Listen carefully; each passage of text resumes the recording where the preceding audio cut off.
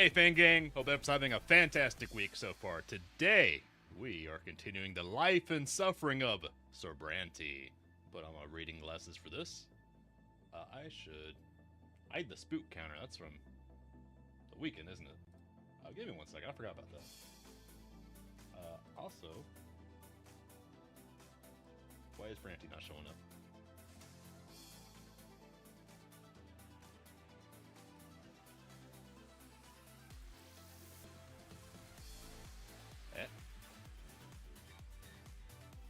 Strange.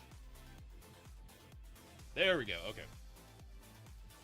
And the spook counter... There it is, okay. I gotta police up my OBS, I got way too much crap on it. Okay, we are continuing. We just came home from college. We are now our own man, who is subordinate to our older brother. But we have a job now. We are a judge.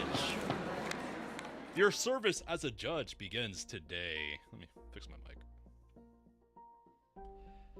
You get dressed early in the morning, donning a brand new jacket with a cravat and hat. It's an immaculate look, if you dare say so yourself, and I do. Ooh. You head to the prefecture with father. Yay, it's take your son to work day. Yay! The prefecture moved recently. It now occupies a massive building of white sandstone in the very center of Anazote. A stone statue looms above it, the sword of the younger twin, the divine law that directs worldly judgment. All legal disputes in the province are to be resolved here. You and father walk up the marble stairs past the commoners, merchants, and lesser nobles, all petitioners and litigants. Litigants,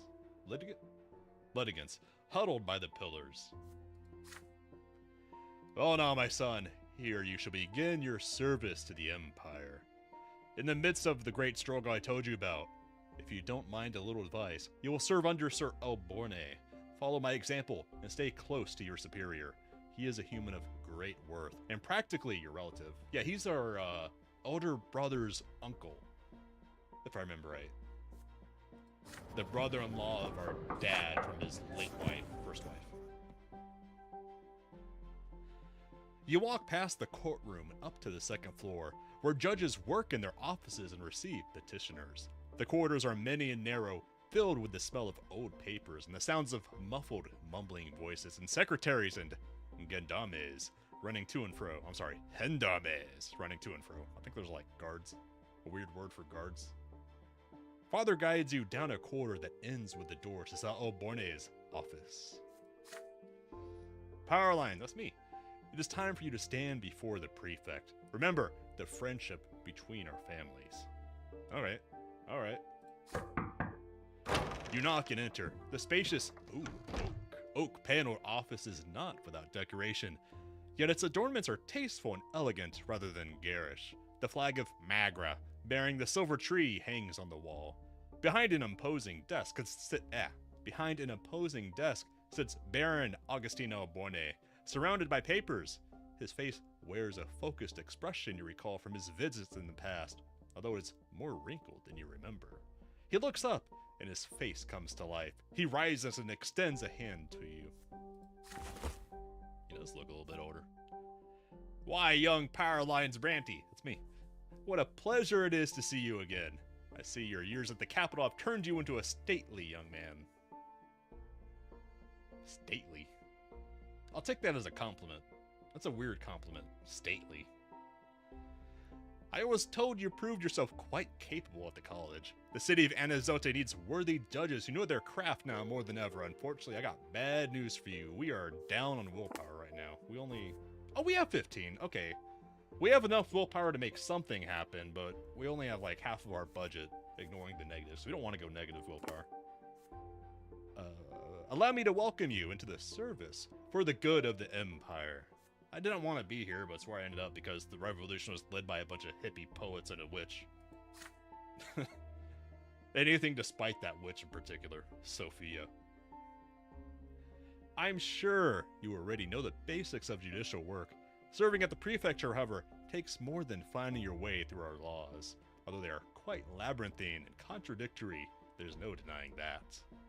Anywhere you look in our province, you will see the friction between the estates. Old noble blood, new nobles, rich commoners, poor commoners, they all have their legal disputes. I like his jacket. I like they're not ruffles, I don't know what to call them. But the things going along the edge of the chest, that's cool. It reminds me of the Napoleonic War British rifles green jacket, kind of, although it's different, and I mostly know that from the Sharps series. Anyways, and we judges work here to make sure this pot never boils over. If we are too eager to follow the traditions of old and bow to noble privilege, the common estate will grow desperate and lose all hope for freedom. But if we openly side with the commoners, the noble's ire will be quick to find us. Oh, so he's already saying we're playing it dirty to stay alive. Okay, got it. And so, Judge Brante, that's me, I ask you to be wary and wise. Peace hangs by a thread in this province. Carefully consider every decision you make at court before rendering your verdict. Okay, I'll carefully consider my stats and what I'm gonna get from each thing. I'm not saying people can bribe me because, you know, I don't really care about money. Well, actually, family wealth is the thing, so maybe I do care about money. But mostly I care about my personal stats, which are intangible to everyone else because they're built different. Or I'm built different, they're built normie. But first, you need to get accustomed to your new position. You should begin at once. The prefecture has already assigned you a number of legal proceedings to review and judge. Your office is ready and waiting for you, Sir Brante. Yeah, let's get to work.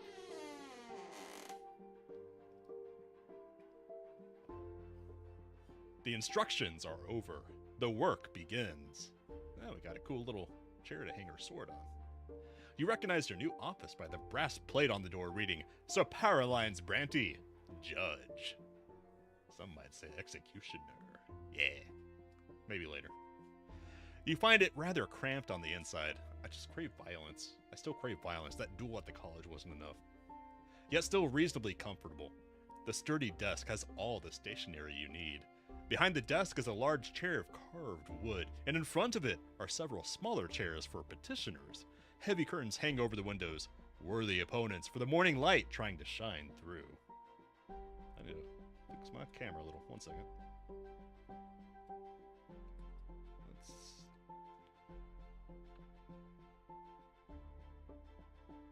Okay.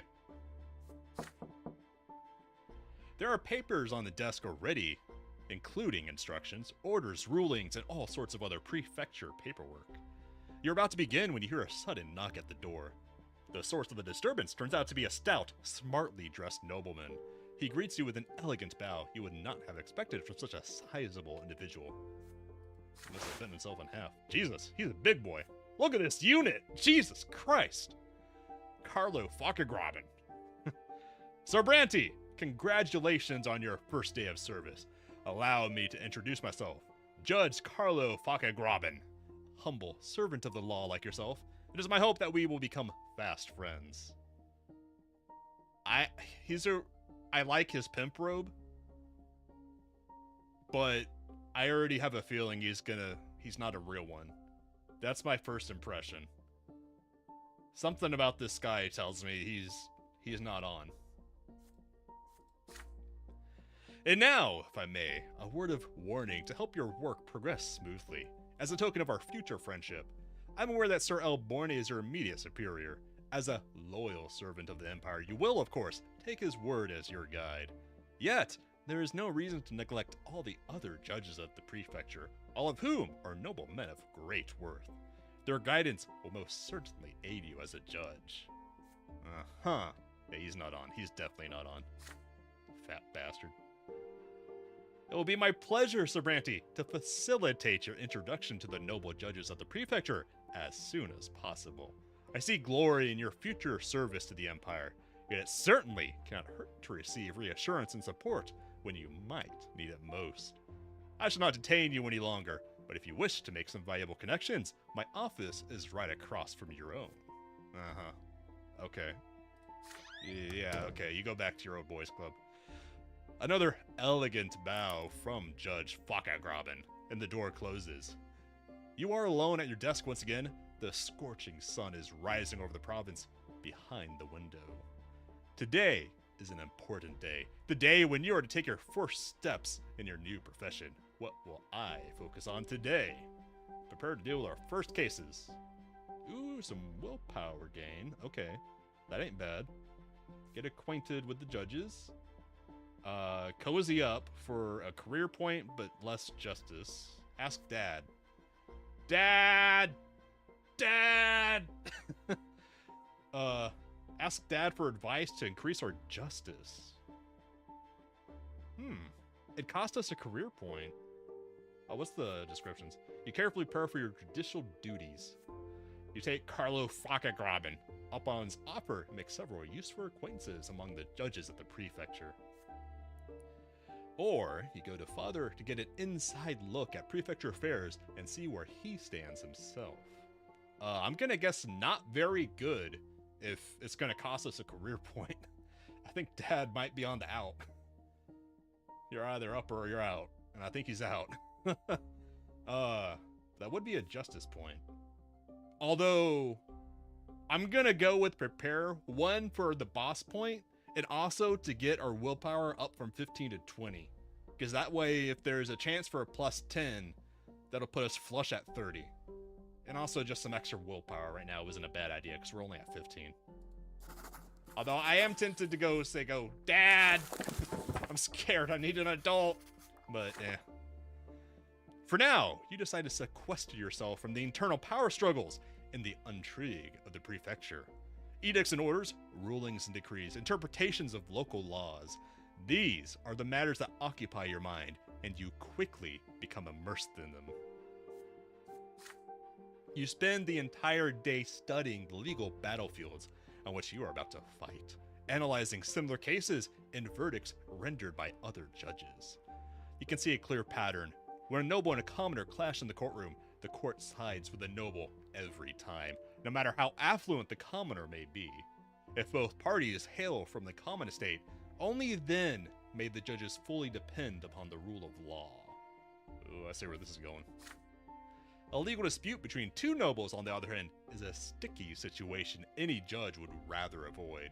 Resolving such a case properly means striking a careful balance between ancient noble traditions and imperial edicts, all while taking the weight of noble dynasties into account. It gets even worse with matters of noble honor. A prefecture judge has no say there. The noble court of honor resolves such disputes regardless of what imperial law might say. Strange. Weird that they have a separate court for honor? That's interesting. I want to know more about that. Before you know it, the sun outside is sinking beneath the horizon, its vermilion rays shining through the gaps in the window shade. The prefect himself pays a visit to your office at the end of the day.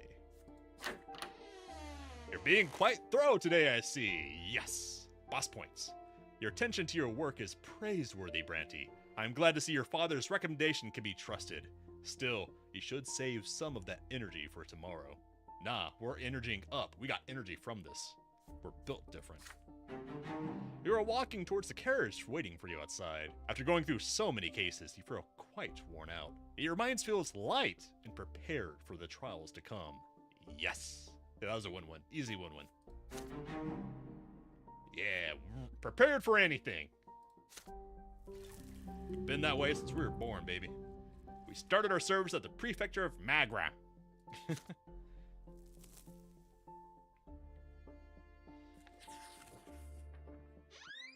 The reception at the Brante residence. You come back home after a short stroll through the city. As soon as you set foot in the house, you are greeted by Stefan, who invites you to have a talk in Father's office. When you enter the room, Father has a heap of letters in front of him and is signing them one after the other. Son, Stefan and I must discuss an important matter with you. While you are in the capital, our family formally petitioned the overseer to grant us the nobility of the sword. We have 3 generations of noble blood already. We have the right to make our nobility hereditary. All right. I'm digging it. Your grandfather took the first steps towards the nobility of the sword as soon as Stefan was born, and now we are on the brink of becoming the El Brantes. If Overseer Gaius Tempest and the nobles of the province deem us worthy, we will receive a hereditary title. All nobles of the Brante family will remain noble forever, as will their descendants. Hey, Gran. Hope you're doing good. The Court of Honor is the Dueling Society. Interesting. Okay. That kind of tracks. I like it. Father and I do our utmost to maintain the family's position, but our goal can be reached only if our reputation remains unblemished in the eyes of high society. The nobility is watching our every step. Okay. Father lays a hand on our shoulder. And if I remember right, we have maxed out our dad in bro points. Where is he? Yeah. Granddad died hating us, but he killed us, so what can you do about it? On the other hand, we have max dad points. We got max... Oh. I thought we were at max bro points. We're almost at max bro points. We're effectively maxed. Well, not this bro. This bro's... I don't know what's going on with him. Nate's kind of burned himself out doing nothing. Like, he wasn't even doing anything. He just burned himself spinning his wheels. I don't know what's up with that. And we don't talk about Gloria. Now this is your cause too. The future of our family depends on it. We need an estimable reputation and wealth. Everyone bearing the name of Brante affects it. Remember that with every action you take, Power Lines. That's me. You will have to appear before Anazote High Society. We're going to host a reception for the nobility at our home soon. You must uphold the honor of our family brother. You relate the news from Eterna to our guests and present yourself in a favorable light. I like his collar. I just noticed that. Hold on. Bro? Can I get a full picture of Bro? Bro got a collar going on. That's awesome. It's like going up to his jawline. That's a 40k collar. With Stefan at the helm, the entire family spends a full week preparing for the majestic reception. Did they make Nate shave and get a haircut? The house is flooded with decorations and new tableware. Delicacies are cooking in the kitchen around the clock, and the napkins now bear an embroidered oak branch and chains, the Brante family crest. Gloria is the only one to neglect the common cause. Gloria, can you not be a bitch? We're up to me. I want to be seen at this hypocritical gathering. I don't want to let Sir Robert down. He's the only reason I plan to stay for the event. God damn it, Gloria. All you have to do is just not be a bitch for an hour. Yeah, I know there's a full picture somewhere. I thought it was going to be on the family page, but I guess not. The evening of the reception has come. Dignified conversations and the clinking of glasses fill the house. Among your guests are many highborn, powerful people. Your father and Stefan dance from guest to guest, making sure no one is overlooked. Young Power Lines, how splendid to see you. So what was your time in the capital like? I think our boss, he already likes us because he's trying to set us up for good points in the crowd, asking us obvious questions. He's softballing it. You exchange pleasantries with a high-placed relative. Meanwhile, Gloria and Mother spend the evening on a settee by the wall. A settee? A settee? Settee. By the wall without drawing any attention. Neither your father nor your elder brother introduced them to the noble guests. Still, one of the guests, a young nobleman of the sword named Hosea Palatia, keeps staring at Gloria in fascination. Your sister averts her eyes, bemused. Oh. Hey. I mean, if a noble of the sword, that's a big deal. If a noble of the sword is hot to trot for Gloria, that's a pretty good deal for her. That gets her, like, out of the awkwardness of our family. Like, that's a win-win for Gloria and Mom. Lady Gloria, you are the true gem of the evening. You look so marvelously daring. I haven't seen your like even in the capital. He's a flatterer. I like his earring. Dude is like medieval Linus Tech Tips over here. When you walk past Gloria, you hear her hurried whisper. Power Lines, please talk to me. This Sorrel Pelletier keeps following me. I feel uneasy. What does he want from me? I'm just a lowly commoner. Come with me to the other side of the room. They'll probably still stand out among all these refined nobles. Look, it's Brante the painter.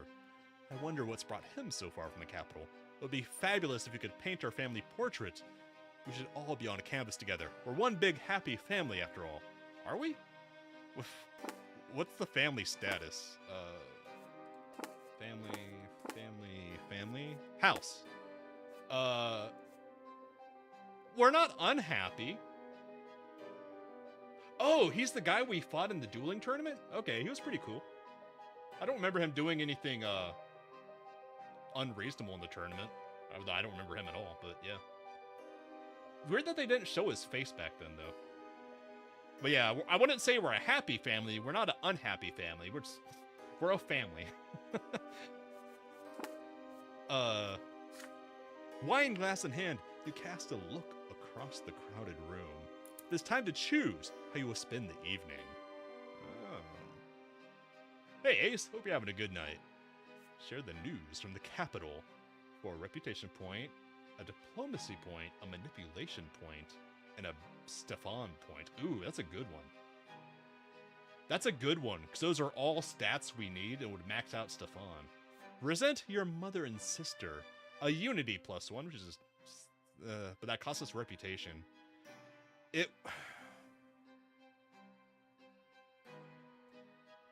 I'm a little torn on this one. Oh, he doesn't remember us either, because, well, yeah, that seems weird. It seems like he should remember us if we kicked his ass. I almost want to go for this one, because they actually make it kind of tempting.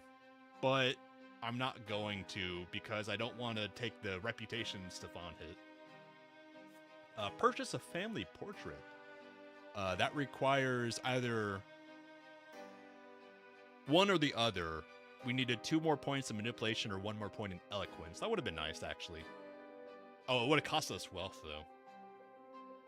Oh, but it would have given us both reputation and unity at the same time. That's interesting. Or we brag. We humble brag. We can't. It would be very tempting, but I can't, because I don't have either or. Earn the right to vaunt your military achievements. Yeah. That would give us, +2 reputation, and +1 to diplomacy and eloquence, and a Stefan point. Oh, that's a win-win-win. That's a win across the board. I feel like there should be an option to actually kind of matchmake sister with the Pelletier guy.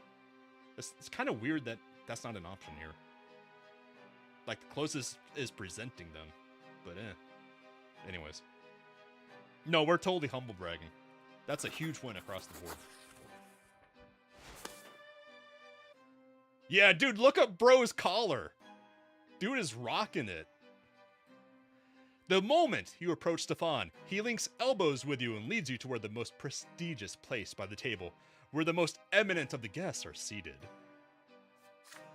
May I present to you my younger brother, Paraline's Brante. That's me. He's just returned from the capital, where he was ennobled by the mantle. Paralines, why don't you entertain our guests with some stories from Eterna? You make a courtly introduction and describe recent noteworthy events in the capital.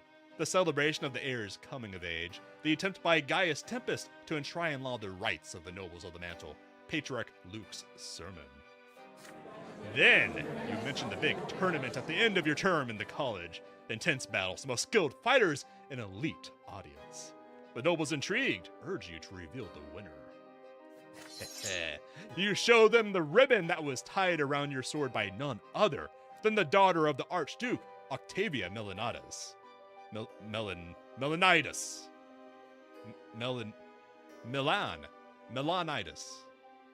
I don't know. Do you want to be able to plan for later? Nah, I'm going through this run blind. The crowd murmurs approvingly. Hell yeah. With a wry smile, Hosea Pelletier takes a step forward.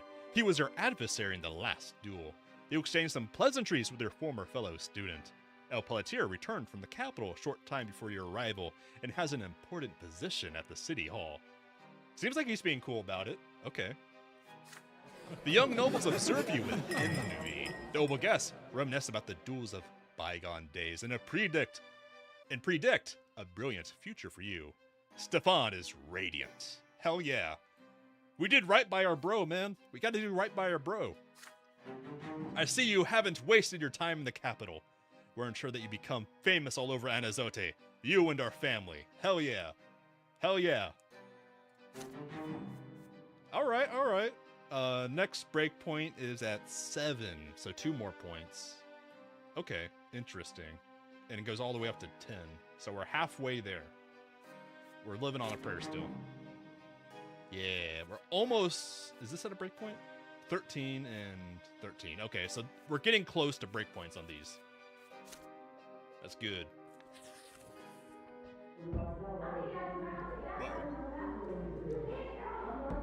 The Brante home has been uneasy for several months now. With father traveling all over the province for his judicial duties, the animosity between Stefan and Gloria has grown into a full-blown feud. Your elder brother tries to use his position as heir to keep his sister in check and make her behave in accordance with her estate. Gloria repudiates his authority. Their fights rock the house on a daily basis. Oh my god, Gloria. Could Gloria just get over herself for one day? Jesus Christ. Eventually, after returning from his latest trip, Father gathers Stefan, Gloria, Nathan, and you in his office. His somber look portends a difficult conversation. Stefan gazes at his father defiantly. Gloria is poised to lash out and run away. Nathan quietly keeps to the side. Did Nate just roach out of that the dinner party? I just realized that. He absolutely ghosted it. Children! For a long time now, our family has been striving to become nobles of the sword. Every noble member of the Brante family will gain a hereditary title. This is your grandfather's dying wish. Oh my god. Gloria. Then why am I here, Sir Robert? Gloria. Go to the freezer box, get some ice, and cool your tits. She's right. This is a Brante matter. Stefan, you're not helping. Wait until I finish, Stefan. I am still the head of this household. If you are truly so concerned about honor, show your father some respect. It can't be helped. Not all of us are noble. But now we must be united as never before. We must work together to protect the reputation and wealth of this family. But you, Stefan, perpetually humiliate Gloria. Father, all I'm trying to do is put her in her place. You know perfectly well the consequences of any attention Gloria might attract. Our every step is being observed. The nobles will make pariahs of our family for all eternity if they remember Gloria's filthy origins and your reckless marriage to Lydia. Yeah, Gloria lost all her chill, unfortunately. Also, Stefan needs to walk it back a little. Just take it down a notch, bro. God damn. I'm not a fan of Gloria these days either, but take it down a notch. Father turns red in the face, but with considerable effort, he remains composed. That is so. Our grandfather did everything in his power to remedy your mistakes. Please, Father, don't repeat them. Gloria oh god, here we go. Here we go. I'm just trying to live, Sir Robert, but Stefan wants to lock me in a cage so nobody will ever lay eyes on me. Just marry her off to Pelletier. He's apparently hot for her. God damn. That's not it at all. You're a lowborn, but you don't live by your lot. You do whatever takes your fancy. You're constantly grumbling about the order of things. Did you know, Father, that she defies all prohibitions by continuing to write poetry? Oh, man. As far as you're concerned, anyone who contradicts you is an insurgent. Gloria, stop self-reporting. When will you grasp the idea that you may not argue with a nobleman? I am the heir of this family, and my word is your law. Oh my god. Purple, blurple! Blurple with rage. Father slams his fist on the table. It's rare to see him so furious. Both your elder brother and sister instantly fall silent. Frightened, Nate shrinks into a corner, as if he wasn't already. No wonder Nate burned out, yeah, seriously. Dealing with this shit all day? God damn. Uh-oh. Both of the... Ooh, that's not good. Hold your tongues, both of you. Let Powerline speak. He has witnessed your quarrels. He should know best which of you is in the right. Okay, here we go. Side with Stefan, minus Unity, minus Gloria. No immediate benefits, but I assume that is in the long run a family, what was it, honor, whatever that stat is for the family later on, will come from this. Defend Gloria for reputation, that's it. Defend Gloria for minus, oh, so this is choosing which one we want to lose out on. Ugh. Stefan should give Gloria some respect, she's a member of the family too. Yeah.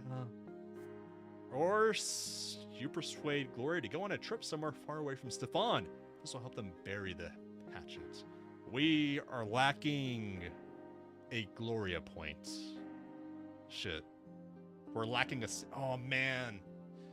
If we introduce them at the... Oh, but this costs a wealth, too. That's not great. Appeal to Nate. But why? Your younger brother's words will help you settle the dispute? Huh? What? Like, okay, that's a valid, I guess. But why? What? What's Nate have to say about this? How is he relevant? I mean, he's part of the problem, kind of, but what's Nate gonna say that helps settle the dispute? What? Okay, I gotta stop picking on bro here, little bro. Dude, yeah, let's ask the burnt out guy in the corner what we should do. He's probably gonna say we should get in a prayer circle. I don't know. I'm stuck between these two.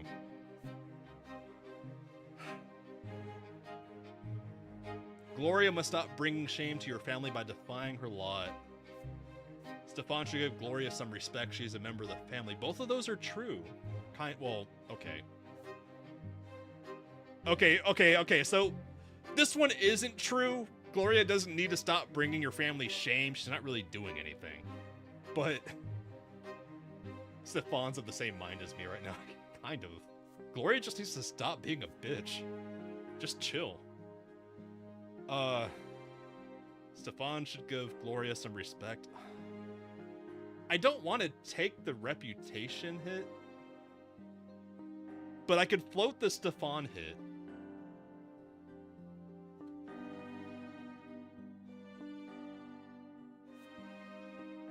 I feel like the Unity hit will be harder because we have so few opportunities to increase Unity compared to everything else around here. So I feel like saving Unity is more important than saving family reputation right now. Because we're just starting the period where we're like farming family reputation. So it's all only going up from here. And I can float the Stefan point. So I'm gonna say defend Gloria, because hopefully that will get Stefan off her back, and that'll help make her less bitchy. That's what I'm hoping. I am praying. I will even pray to the false gods, the twins, to make this happen, so Gloria will be less bitchy.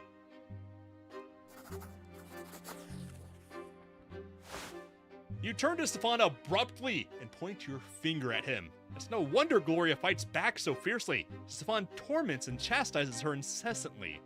If your elder brother stops smothering every impulse Gloria has, she won't resist so viciously. You're a family after all, not a pack of wild animals where the strong dominate the weak. Okay, it's true. We don't need to point fingers.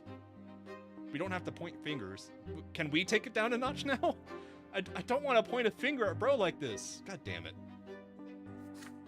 Are you blaming me for her escapades, Powerlines? Me who selflessly labors to preserve our family name. This is outrageous. Father, we really heed to his advice. Oh, God. There's no winning with these two. I mean, if I have to choose, I want Stefan to win. But can he just not provoke her? Blurple with rage. Stefan clenches his fists. Father rises from his seat, eyeing his eldest son gloomily. Powerlines is right.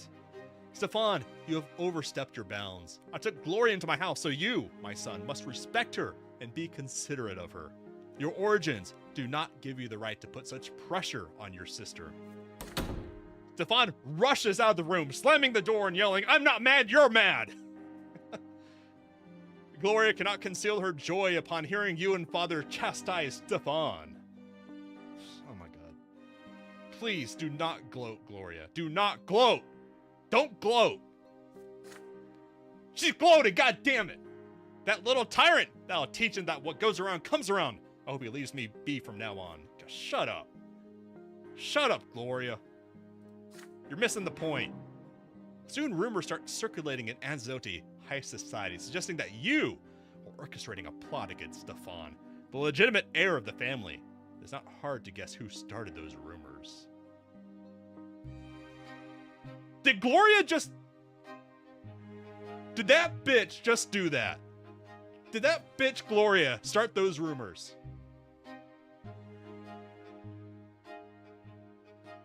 I have not save scummed a single time in this game. But I kind of want to restart this entire chapter just to undo that fucking decision. She's gonna do that to me. Did that dumb bitch really just do that to me? I am certified hose mad about Gloria now. I tried to give Gloria the benefit of the doubt, to give her a chance to stop being a fucking bitch, and she did this. Holy fuck.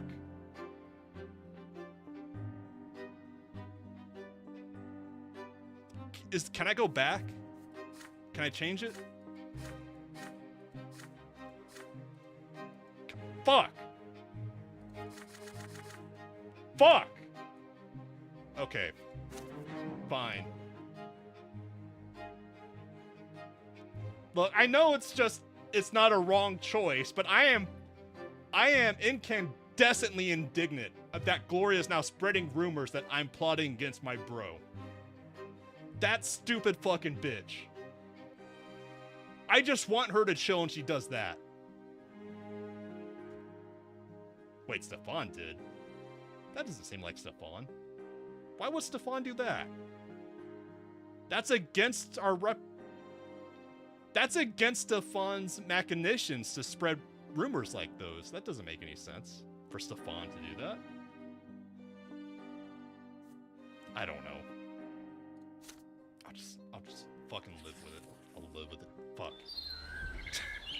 I went 0 to 60 with the cursing because of Gloria. Gloria's dangerously close to getting treated like the new Sophia. Gloria has lost all goodwill for me just from that. Because I am blaming her for those rumors. I'm not blaming Stefan. Stefan doesn't seem that stupid. Whatever. It's a new day. New me. It is the morning of a sultry day, and you are back at the office. You're beginning to get used to the duties of your new profession while mauling out about your stupid sister. Father visits you on the job now and then to see your progress and provide advice. But by now, he is confident you can handle the work on your own. Today is your first case, assigned by the prefect himself. From the comfort of your chair, you go through the facts and circumstances of the case. The matter seems simple at first, seeking some desperately needed financial gain.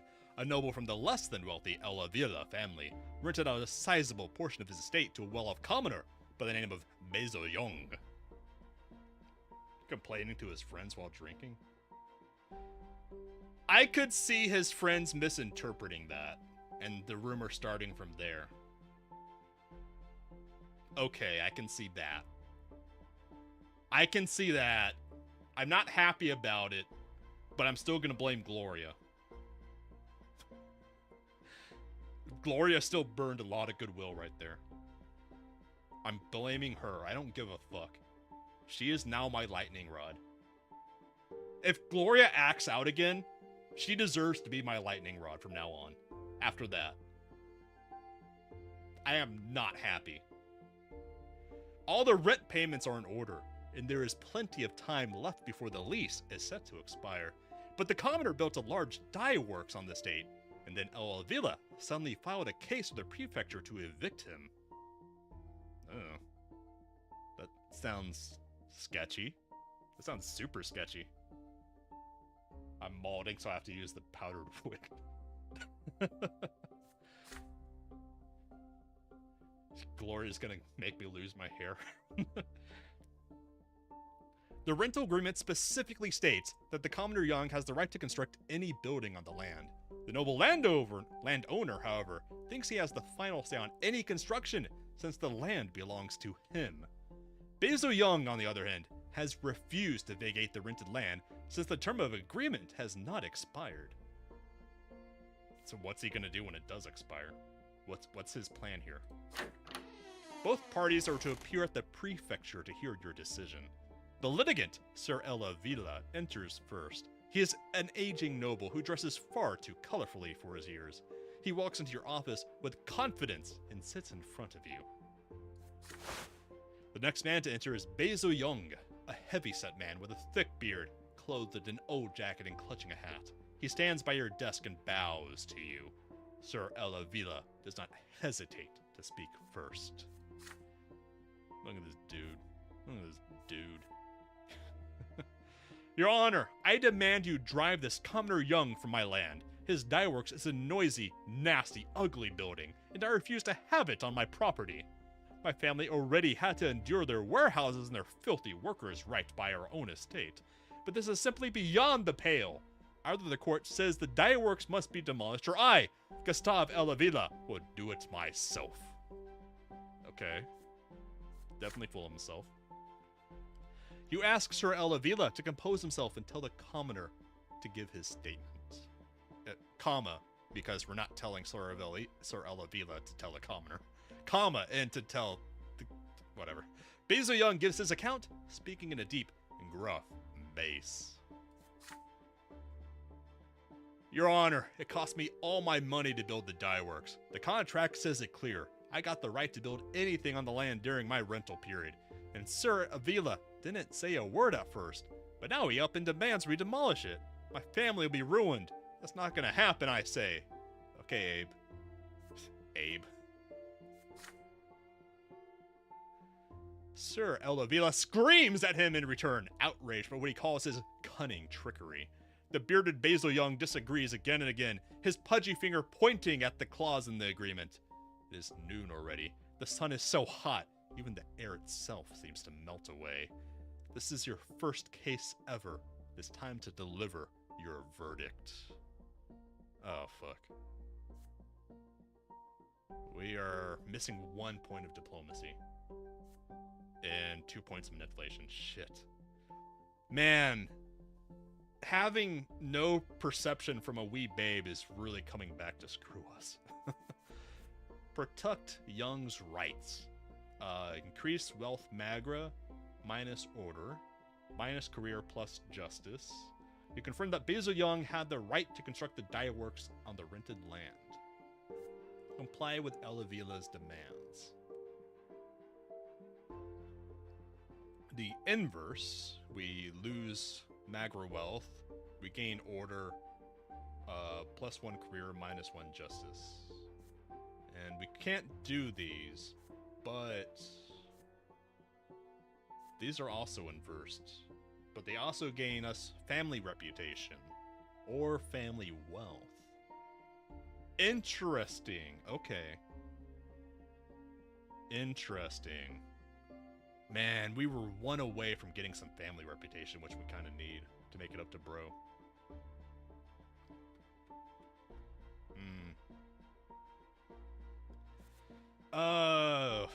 Objectively, I think Young is in the right. I mean, if anything, this is a failure from the landowner to clarify, like, what businesses or industries can be built on his own land. That's his fault for making the contract so vague, apparently. Or we can protect order at the cost of wealth and justice. What's my breakpoints on career? I don't know. Career. Occupation. Ooh, okay. So we can go down to 3 and we're relatively safe. Same with justice. What about the province? Wealth. So, order will drop down to discontent, if I remember right. Whereas wealth will go up away from the breakpoint. Is that right? Yes. Okay, so that'll drop the province into discontent. You know what? I think the nobility deserve to be a little bit rustled right now. So I'm gonna go for provincial wealth and justice, just to rustle them a little. I'll take that career hit. You deliver your verdict. As the rental agreement clearly states, Basil Young has the right to use the aforementioned lands belonging to the Elavila family until the year 1150. Okay, so 12 more years, and construct any buildings on the aforementioned lands. Basil Young's use of land is not in violation of the agreement, and therefore he must not be evicted, and the dye works will remain. Any attempt to drive him off or demolish the building will constitute a breach of law.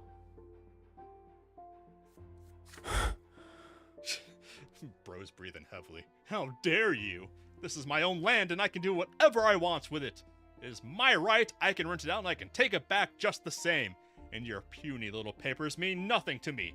If you refuse to resolve this peacefully, Your Honor, why, I'll just put the damn direworks to the torch. Bro. Shut the fuck up. Get rustled. You have a response to that.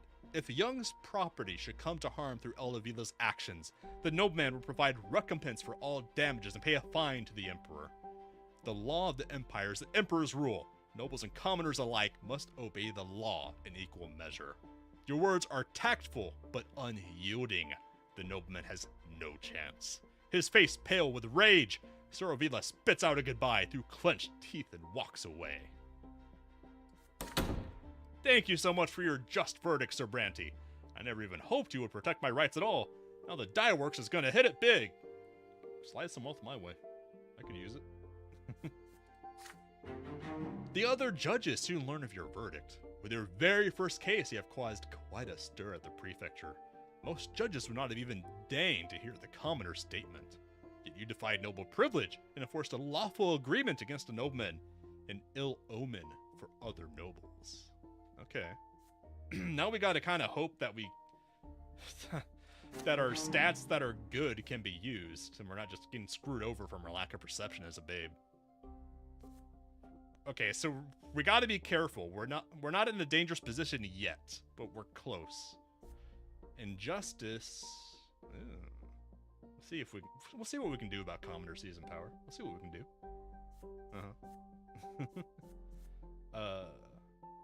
And we also gotta be careful about the tyranny of the nobles. We gotta keep away from there. We can go up to future prefect, but not tyranny of the nobles. Peacetime! Break time.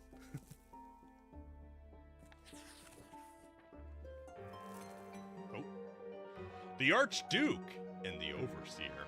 Two powerful lords have been struggling for power in Magra for over 2 years now.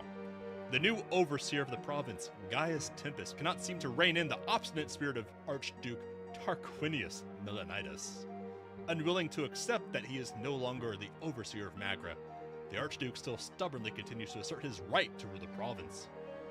Most of the Magran gentry, who swore allegiance to him generations ago, remain loyal to him even now. Gaius Tempest has publicly demanded that Archduke recognize the overseer's rule as legitimate. I am the voice and the will of Emperor Uther II in the province of Magra. All lands, deeds, and titles notwithstanding, Archduke Melanidas must obey his sovereign's will and heed his decree. I hereby extend to the Archduke an offer of peace. Should the Archduke cease his insubordination, his lands, deeds, and titles shall remain his own. So yeah, that's a real extension of peace there, that threat. The Archduke's response to the overseer was openly defiant. Dude, look at this dude. Dude, look at him. Oh shit. The dude is like absolutely Darth Vadering over here. He's so evil looking. Since the days of yore, the land of Magra has belonged to the Melanitis dynasty. We are part of the Empire, and we are the Emperor's loyal servants. However, our dynasty will not stand for such intrusion upon our lawful rights and privileges. Never before has an Archduke been stripped of his right to represent the Emperor's rule in his own province. So do not forget, Sir Overseer, the highest noble families of Magra have sworn fealty to me alone. Neither the Archduke nor the Overseer will relent, but both are too powerful to be readily disposed of. The bad blood between the two Archnians has festered for too long, and the common people have begun to pay the price for their strife. Yeah, it really is Archduke villainitis. Stripped of the Overseer's tax privileges, the Archduke Milanitis has decided to impose his own levy upon the citizens and villagers of Magra. The commoners are now forced to pay taxes twice, first to the Overseer and then to the Archduke. This double burden is too much for the common people of Magra to bear. Many have refused the second tax outright as a lawless measure. But the Imperial Legion, led by young Dorius Otten, is ruthless. Eagerly and without mercy, the Legion soldiers collect the Archduke's due in cities and villages alike. You know, without context, when we were still in the capital, I was on Milanitis' side in this conflict. But dude is wild and crashing out over here. Like, he's making it really hard to even consider standing on his side right now. Like, it's okay. Vault of Magra. Well, it's a good thing we just got that up from the Die Works, I guess. Okay, order's going down. That's a bit of a problem. Yeah, he's part of the Char the Colony Dropper Melanitis, this family. Power is going up.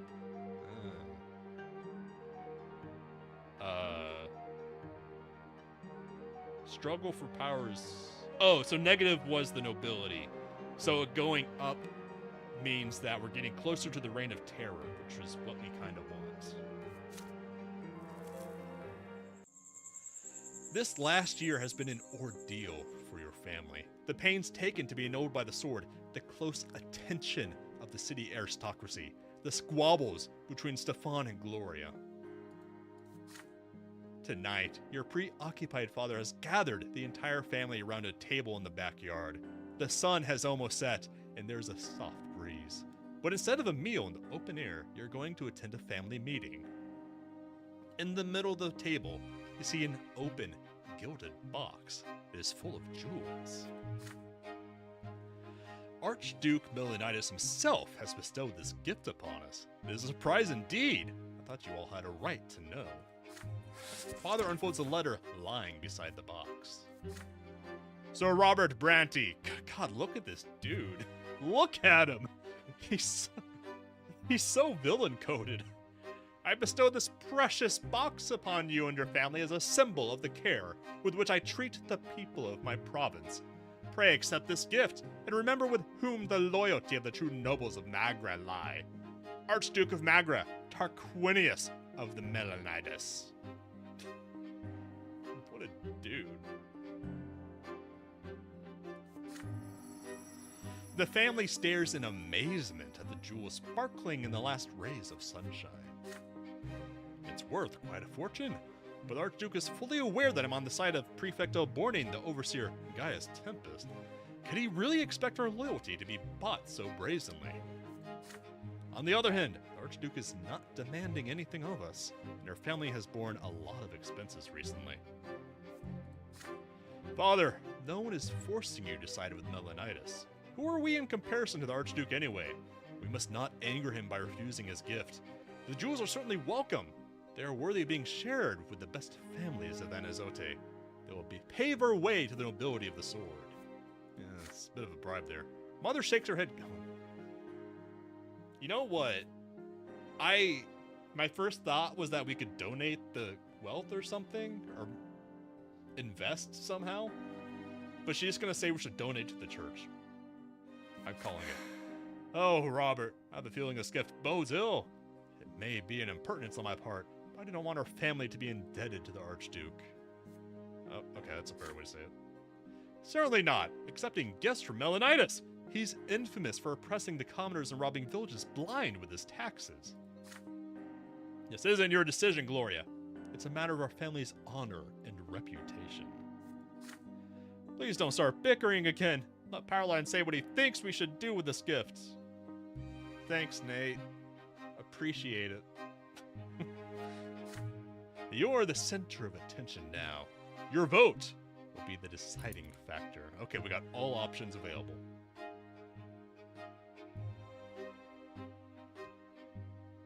We sell the gift as the default option for +2 wealth, -1 unity. Accept the jewels from the Archduke in order to sell them for a good price. Okay. Decline the gift for +2 unity. That's kind of big. Plus willpower. Plus valor. That'll get us 1 point closer to the breakpoint. Ooh, I kind of like that. Or give them as gifts for +2 reputation. Oh! Ooh, this is hard because I don't think we're getting a lot of options for valor going up. But, same with unity, but that +2 reputation plus the getting those other two up, that's kind of cool. This is a hard one. I could go either way.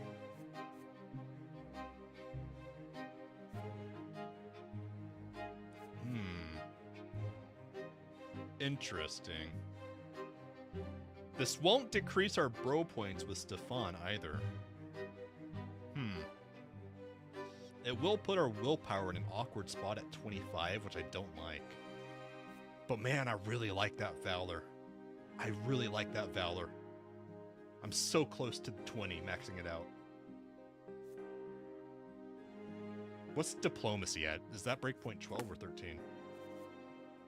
It's at 13. Okay. And the other one was scheming. So scheming's already at the breakpoint. Rep is hard to get, yeah, I know. And we just lost some. But unity is hard to get too. Although I don't care about unity as much. This one is mostly for the valor, to be honest. The unity is just a bonus. I think in my heart of hearts, I have to go with this one for the reputation. Because that's explicitly the goal of this chapter. To get a rep up.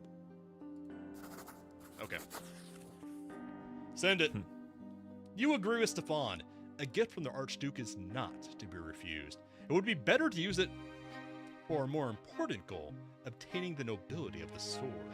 You and Stefan will determine when, how, and to whom the gifts will be given.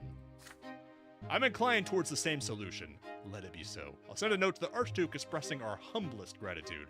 But I'll point out that I don't mean to change sides. I still serve my prefect and my overseer. Be careful, Father. The Melanitis house is not to be trifled with. But the Archduke will have nothing to reproach you with. Parallel Lines and I will, that's me, will put the jewels to good use. Yeah, also I was going with a bro.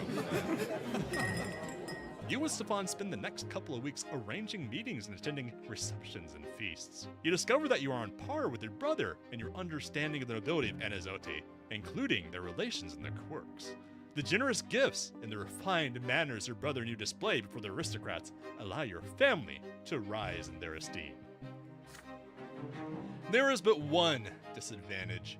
You do not have a single coin tucked away in the family treasury. Yeah, we do. Hold on. The fuck? We got some wealth. We got some wealth? What do you mean?